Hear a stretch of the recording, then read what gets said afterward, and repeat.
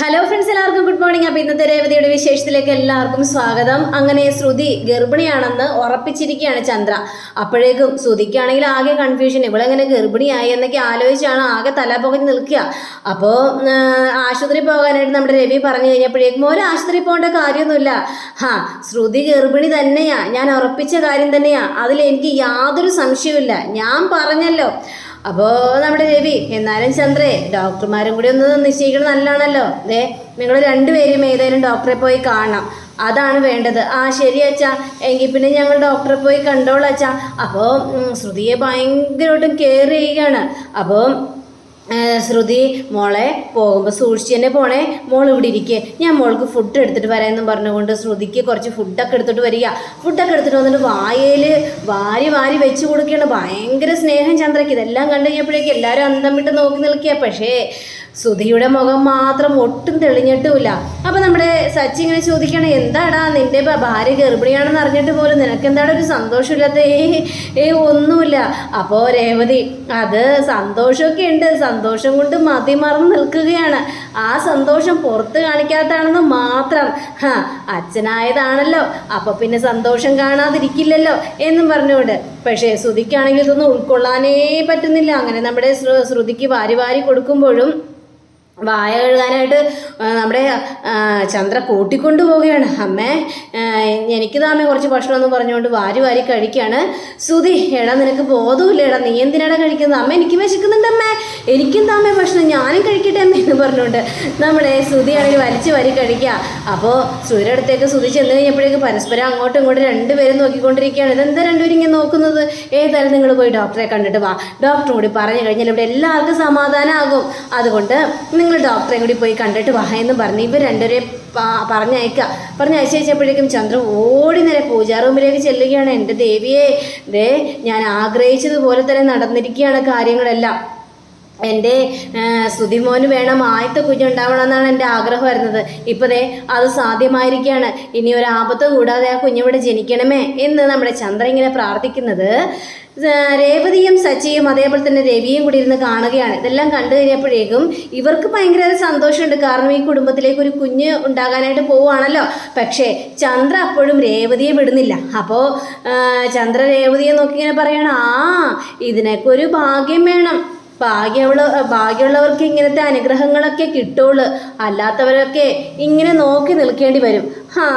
അതുകൊണ്ട് കുശുമ്പൊന്നും വിചാരിച്ചിട്ട് യാതൊരു കാര്യമില്ല. ഇനി ഇവിടെ ഇവൾക്കൊക്കെ ഉണ്ടാവോ ആർക്കറിയാം എന്ന് പറഞ്ഞുകൊണ്ട് രേവതി അങ്ങനെ പുച്ഛമായിട്ട് ഇങ്ങനെ പറയുകയാണ് നമ്മുടെ ചന്ദ്ര. അങ്ങനെയും പറഞ്ഞുകൊണ്ട് അങ്ങനെ പോവുകയാണ്.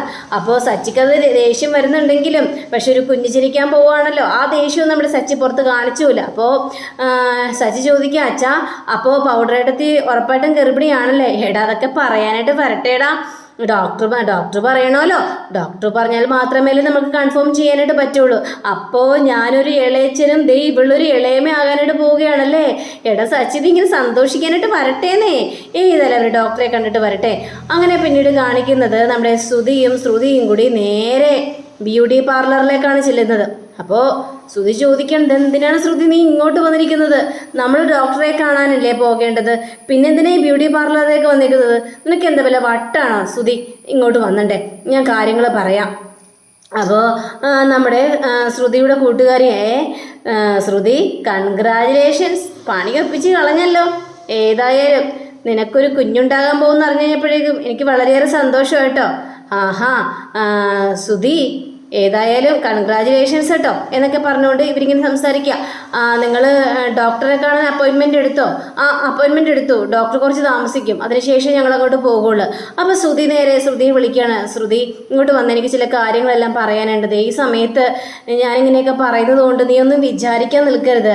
അല്ല എന്താ ശ്രുതി, എന്താ നിനക്ക് പറയാനുള്ളതെന്ന് ചോദിച്ചു കഴിഞ്ഞപ്പോഴേക്കും അത് പിന്നെ ഡോക്ടർ ഇപ്പോൾ നിൻ്റെ ഗർഭം കൺഫേം ആക്കി കഴിഞ്ഞിട്ടുണ്ടെങ്കിൽ എന്തിപ്പോൾ ചെയ്യുക? അപ്പോഴേക്കും കൂട്ടുകാരി, എന്ത് ചെയ്യാനായിട്ട്?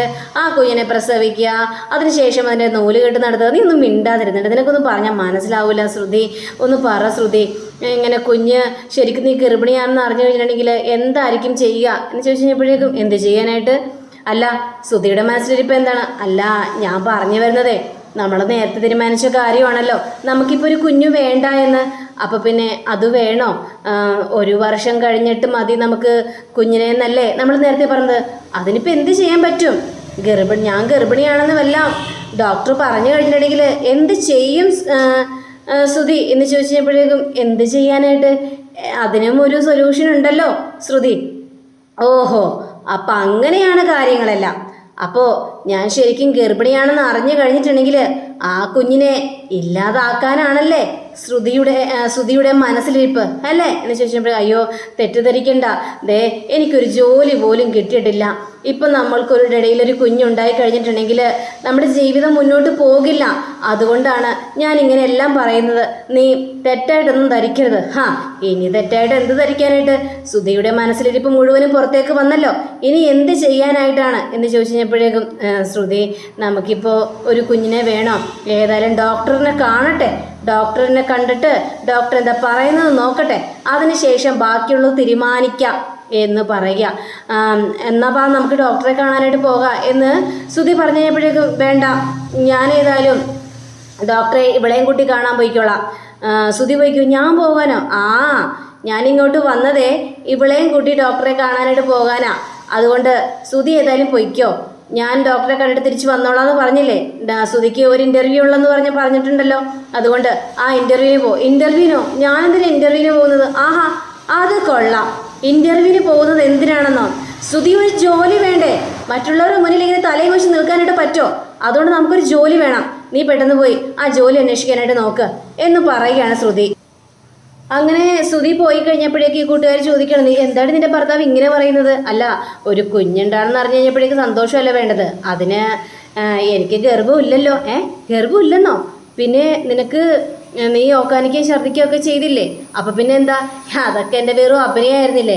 എടി, എൻ്റെ അമ്മായിയമ്മ എൻ്റെ അച്ഛൻ്റെ കാര്യം മറന്നെന്ന് വിചാരിച്ച് ഞാനിങ്ങനെ ഇരിക്കുകയായിരുന്നു. ആ സമയത്താണ് എൻ്റെ അച്ഛൻ്റെ കാര്യം വീണ്ടും എടുത്തിട്ട് എൻ്റെ അമ്മായിയും വിട്ടത്. പിന്നെ അവരുടെ കയ്യിൽ നിന്ന് രക്ഷപ്പെടാൻ വേണ്ടി ഞാൻ ഛർദ്ദിക്കുകയും ഓക്കാനിക്കുകയും ചെയ്തു. പക്ഷേ അവർ തന്നെ കൺഫേം ആക്കി ഞാൻ ഗർഭിണിയാണെന്നുള്ളൊരു സത്യം. പക്ഷേ ഇതെല്ലാം എൻ്റെ ആക്ടിങ് ആയിരുന്നു. എടി, പിന്നെ എന്താ ചെയ്യുക? അവർ സത്യങ്ങൾ അറിയില്ലേ? ഏതായാലും ഇപ്പം ഞാൻ സത്യം തുറന്നു പറയാനായിട്ട് പോകുന്നില്ല. ഞാൻ ഗർഭിണിയാണെന്ന് അറിഞ്ഞു കഴിഞ്ഞപ്പോഴേക്കുവേ അവർക്ക് എന്നോടുള്ളൊരു സ്നേഹം നീ കാണുമായിരുന്നു. എന്നെ ഊട്ടിത്തരിക, തലോടിത്തരിക, എന്തെല്ലാമാണ് ചെയ്തു കൂട്ടിയെന്ന് പറഞ്ഞറിയിക്കാൻ പറ്റത്തൊരു സന്തോഷം തന്നെയായിരുന്നു എനിക്ക്. പിന്നെ നീ എന്താ ചെയ്യാനായിട്ട് പോകുന്നത്? കുറച്ച് നേരം ഇങ്ങനെ അങ്ങോട്ട് പോട്ടെ, അതിന് ശേഷമേ ഞാൻ ഈ സത്യങ്ങളെല്ലാം തുറന്നു പറയുള്ളൂ. ഏതായാലും എവിടം വരെയും പോകുന്നു നമുക്ക് കണ്ടു തന്നെ അറിയാം എന്ന് ശ്രുതി ഇങ്ങനെ പറയാ. പിന്നീട് കാണിക്കുന്ന ചന്ദ്രയ്ക്കാണെങ്കിൽ ഇരിക്കപ്പുറത്തില്ല, അങ്ങോട്ടും ഇങ്ങോട്ട് പരക്കമായി നടക്കുക. അപ്പൊ രവി, എൻ്റെ ചന്ദ്ര നീ ഇവിടെ നോട്ടി ഇരിക്കുക. ഇങ്ങനെ പരക്കമായി നടന്നു തുടങ്ങിയിട്ടുണ്ടെങ്കിലേ നടക്കലേ ഉണ്ടാവുള്ളൂ. എന്നാലും എൻ്റെ രവിയായിട്ട് എനിക്ക് സന്തോഷം കൊണ്ട് മതി മറന്നൊരു അവസ്ഥയിലാണ് നിൽക്കുന്നത്. ഏതായാലും അവരും ഡോക്ടറെ കണ്ടിട്ട് വരട്ടേന്നേ, കൺഫേം ആവണ്ടേ? എന്ത് കൺഫേം? ശ്രുതിക്ക് ഗർഭമുണ്ടെന്ന് ഞാൻ കൺഫേം ചെയ്തിരിക്കുന്നു. എനിക്ക് നേരത്തെ അറിയായിരുന്നു, അവളുടെ മുഖം കണ്ടപ്പോൾ തന്നെ അവൾ ഗർഭിണിയാണെന്ന്. കൊള്ളാലോ. ഇതേപോലെ നിന്നെ പോലെ കുറെ തള്ളമാരൊക്കെ ഉണ്ട്. ഒന്ന് മുഖം കണ്ടാലോ ഛർദ്ദിച്ചാലോ തല കറങ്ങിയാലോ അപ്പം ഗർഭമാണെന്ന് പറയുന്ന കുറെ എണ്ണങ്ങൾ. ആ ഒരു രീതിയിൽ നീയും പെടുമല്ലോ. അങ്ങനെ നമ്മുടെ ചന്ദ്രയ്ക്ക് ഒരു മനസ്സമാധാനമില്ല. ചന്ദ്രയാണെങ്കിൽ വീണ്ടും പൂജാ റൂമിലേക്ക് പോയിട്ട് ദേവിയോട് ഇങ്ങനെ പ്രാർത്ഥിക്കുകയാണ്, എൻ്റെ ദേവിയെ എൻ്റെ ആഗ്രഹം പോലെ തന്നെ നടക്കണേ, അവർ ഡോക്ടറെ കണ്ടിട്ട് വരുമ്പോൾ ഗർഭിണിയാണെന്ന് തന്നെ പറയണേ എന്ന് പറഞ്ഞുകൊണ്ട് ഒരു പട്ടുനൂലൊക്കെ ഇങ്ങനെ മുറിച്ച് അവിടെ ദേവിയുടെ ഇങ്ങനെ കയ്യിലൊക്കെ ഇങ്ങനെ കെട്ടിക്കൊടുക്കുക. കുറച്ച് കഴിഞ്ഞപ്പോഴേക്കും വരുന്നു ഭാമയാണെങ്കിൽ കുറേ മാങ്ങയും ചുമന്നുകൊണ്ട് വരികയാണ്. ഇതെന്താണ് കയ്യിൽ എന്ന് ചോദിച്ചു കഴിഞ്ഞപ്പോഴേക്കും ഇത് കുറേ മാങ്ങയോ? എന്തിനു മാങ്ങ? അല്ല, ശ്രുതിക്ക് വിശേഷം ഉണ്ടല്ലോ, അപ്പം പിന്നെ മാങ്ങ കൊണ്ടുവരാമെന്ന് വിചാരിച്ചു. എൻ്റെ ചന്ദ്രേ, കൺഫേം ആയില്ല. അതിനു മുമ്പ് തന്നെ നാട്ടുകാരോടൊക്കെ വിളിച്ച് പറയാനായിട്ട് തുടങ്ങിയോ? എന്താ ചന്ദ്രയെ കൺഫേം ആയില്ലേ എന്ന് ഭാമ പറഞ്ഞു കഴിഞ്ഞപ്പോഴേക്കും കൺഫേം ആയെന്നേ. ഈ രവിയേട്ടൻ ഒന്നും അറിയാൻ പാടില്ല. പിന്നെ മനസ്സിനൊരു തൃപ്തി വരാൻ വേണ്ടി ഡോക്ടറെ കാണിക്കാൻ പോയെന്ന് മാത്രമേ ഉള്ളൂ. ഉറപ്പായിട്ടും അവൾ ഗർഭിണി തന്നെയാണ്. ഏതായാലും ഇവിടെ ഒരു കുഞ്ഞിക്കാല് കാണാനായിട്ട് പോവുകയാണല്ലോ, വളരെയേറെ സന്തോഷമായി എന്നിങ്ങനെ പറഞ്ഞ് നമ്മുടെ ചന്ദ്ര രേവതിയെ വിളിക്കുകയാണ്. രേവതി രേവതി എന്ന് പറഞ്ഞുകൊണ്ട്. അപ്പോഴേക്കും ചന്ദ്രയുടെ കയ്യിൽ നിന്ന് ആ ഒരു സഞ്ചി നിറയുള്ള മാങ്ങ നിലത്തേക്ക് പോയി. രേവതിയാണെങ്കിൽ അത് കണ്ടൂല. രേവതി മാങ്ങയെ ചവിട്ടി തെന്നി ദാ കിടക്കുന്നു. പക്ഷെ അപ്പോഴേക്കും നമ്മുടെ സച്ചി പിടിക്കുകയും ചെയ്തു. സച്ചിയും രേവതിയും അവിടെ ഒരു പ്രണയരംഗവും കാഴ്ചവെക്കുകയാണ്. ഇത് കണ്ടുകഴിഞ്ഞപ്പോഴേക്കും ചന്ദ്രയ്ക്ക് അത് തീരെ ഇഷ്ടപ്പെട്ടില്ല. അപ്പം എടുത്ത ബൈക്കും പാമയാണെങ്കിൽ ഈ കണക്കിന് പോയി കഴിഞ്ഞിട്ടുണ്ടെങ്കിൽ ഞാൻ അടുത്ത മാങ്ങയും കൊണ്ടുവരേണ്ടി വരുമല്ലോ. അപ്പോഴേക്കും ഇതൊക്കെ കേട്ട് കഴിഞ്ഞപ്പോഴേക്കും നമ്മുടെ രേവതിയും അതേപോലെ തന്നെ സച്ചിയും ആകെ ചമ്മി നാറി വിളറിയൊരവസ്ഥയിൽ ഇനി എന്തായിരിക്കും നടക്കാൻ പോകുന്നത് നമുക്കറിയാം. അപ്പോൾ ചന്ദ്ര, നാണമില്ല നിങ്ങൾക്ക്? ഇത്രയും പേര് ഇവിടെ നിൽക്കുക, ആ സമയത്ത് അവരുടെ ഒരു കൊഞ്ചിക്കൊഴയിലും. എന്താ ചന്ദ്രേ നീ എന്താ ഇങ്ങനെ പറയുന്നത്? രേവതി വീഴാൻ പോയപ്പോൾ സച്ചി കയറി പിടിച്ചു. അതിനിപ്പോൾ എന്താണ് ഒരു തെറ്റ് എന്നൊക്കെ ഇങ്ങനെ സംസാരിക്കുക. ഏതായാലും നമ്മുടെ ശ്രുതിയും വന്നില്ലല്ലോ. അങ്ങനെ പറഞ്ഞു തരേണ്ട താമസം ദാ വരുന്ന അവർ രണ്ടുപേരും കൂടി. ഇവർ രണ്ടുപേരെയും കണ്ടു കഴിഞ്ഞപ്പോഴേക്കും നമ്മുടെ ചന്ദ്ര ഓടി ചെന്ന് ശ്രുതിയെ പിടിക്കുക. മോളെ പതുക്കെ വന്ന് പിടിക്കും മോളെ. ദേ മോൾക്ക് വേണ്ടി കുറേ പച്ചമാങ്ങ എല്ലാം കൊണ്ടുവന്നിട്ടുണ്ട്. പച്ചമാങ്ങയോ? അതെന്തിനാ പച്ചമാങ്ങ എന്ന് ശ്രുതി ചോദിക്കുക. നീ എന്താടോ ഒന്നും അറിയാത്തതുപോലെ. അപ്പം നമ്മുടെ സച്ചി പറയാ ഇനി പൗഡറേട്ടെത്തി 3 നേരം പച്ചമാങ്ങയായിരിക്കും തിന്നാൻ പോകുന്നല്ലേ, നീ ഒന്നും മിണ്ടാതിരിക്കടാ. മോളെ ഡോക്ടർ എന്ത് പറഞ്ഞു? പറയൂ മോളെ, ഡോക്ടർ എന്താ പറഞ്ഞത് എന്ന് ചോദിക്കുകയാണ് ശ്രുതി ആകെ അന്തമിട്ടൊരവസ്ഥയിലും. അപ്പം അങ്ങനെ കാണിച്ചുകൊണ്ടാണ് നമ്മുടെ ഇന്നത്തെ ഇവിടെ അവസാനിച്ചിരിക്കുന്നത്. അടുത്ത റിവിനെ കാത്തിരിക്കുക, സബ്സ്ക്രൈബ് ചെയ്യുക. എല്ലാവർക്കും നല്ലൊരു ദിനം ആശംസിച്ചു. നമസ്കാരം. Thank you. ബൈ.